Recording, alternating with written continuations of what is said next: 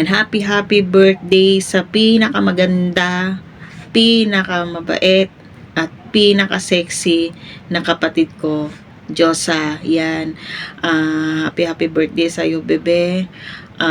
Matagal na tayo sa mga apps na magkakasama, nagkakahiwalay man tayo ng mga pamilya, pero andito pa rin tayo, huling hantungan pa rin, 'di ba?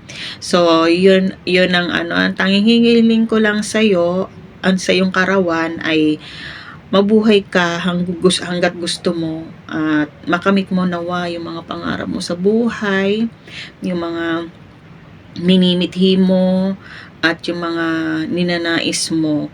So, ang tanging dalangin ko lang ay patuloy kang pagpalain ng ating Panginoong Diyos at marami pang mga at patuloy na ingatan ka lagi sa bawat area ng buhay mo at patuloy mo lang yung pagiging mabait mo.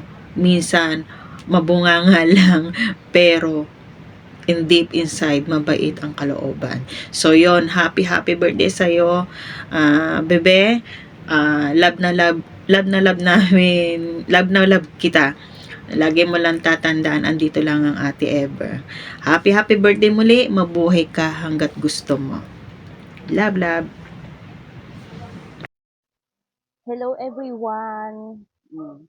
Happy birthday, Ma'am. She's ang nag-iisang ina dito sa 4 Party. Ang wish ko lang ay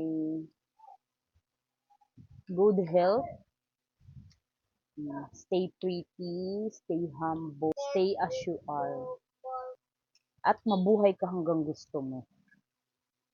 At maraming salamat sa lahat ng tulong mo po sa amin. Ikaw talaga ang tumayong ina namin dito sa 4 Party. Sa lahat ng naging problema, uma-action ka kaagad. Lalong-lalo na nung meron akong isang host na nag-post sa akin dahil sa salary niya. Andyan kayo ni Popshi handang tumulong para sa akin na kahit hindi ko naman mali, yun, na post pa din ako pero pinabayaan ko lang kasi ayoko naman kasi magpapapatol sa mga ganun na alam ko naman sa sarili ko na wala akong pagkakamali. Kaya thank you sa inyo ni Popshi dahil andyan kayo handang tumulong. Na-touch lang ako dahil sabi niya ganun sa akin na hindi naman namin hahayaan na maapi yung anak namin. Ala, naiyak ako. Yun lang na na-touch lang ako kasi ups and down nandiyan kayo para sa amin. Then, thank you talaga. Yun lang. Mabuhay ka hanggang gusto mo, Mamushi. Bawas-bawasan yung pagsusugal, okay?